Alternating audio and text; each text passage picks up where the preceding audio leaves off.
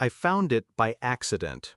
A tube of lubricant wedged beneath the passenger seat of my wife's car. I stared at it longer than necessary, the rain tapping against the garage roof, my hand frozen in the shadows. It wasn't ours. Not something we used, not something we needed. My pulse didn't spike, my throat didn't close. I simply understood. And then I slid it back where it had been, except I replaced it with something else. Industrial glue. A quiet experiment. Not for her, for me. Because betrayal isn't proven in words, it's proven in the silence afterward. For weeks I carried the image of that tube in my mind. I measured her every move against it. Her sudden showers after late nights. The faint cologne that wasn't mine lingering on her hair. Her laughter at texts she never showed me. I never asked, never accused. Questions are for the weak. Instead, I studied her as one studies a subject under glass, a creature unaware of the scalpel poised above. Every smile she gave me felt thinner, stretched over something rotten. Every kiss was colder, performed. The car was her world, her sanctuary.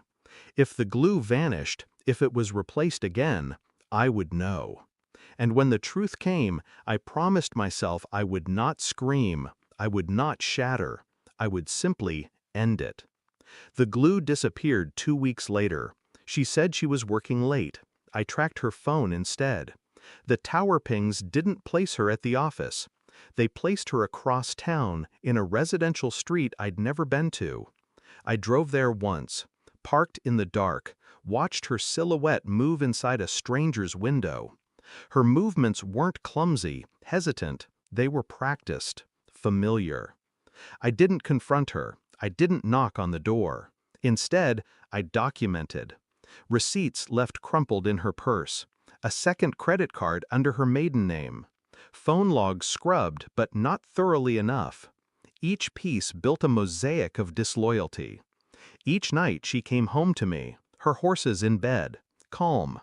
The storm wasn't in my hands, it was in my silence. The evidence was undeniable when I had it all assembled. Photos, bank records, GPS history, and the DNA test, my final cruelty to myself. The child I had raised for 5 years, not mine. I placed the results on the kitchen table, beside her coffee mug. When she came in, she froze at the sight. "What is this?" she whispered. I didn't answer, just slid the page closer. Her hands trembled as she read, her lips parted. "You weren't—" The sentence strangled itself in her throat.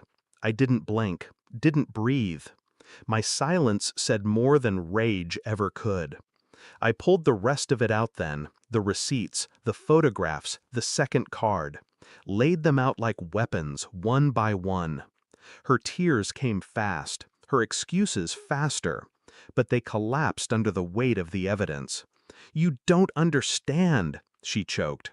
I tilted my head, almost smiled.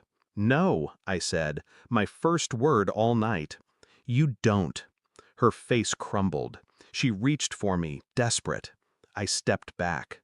Rejection is sharper than any blade, and silence is deadlier than any scream.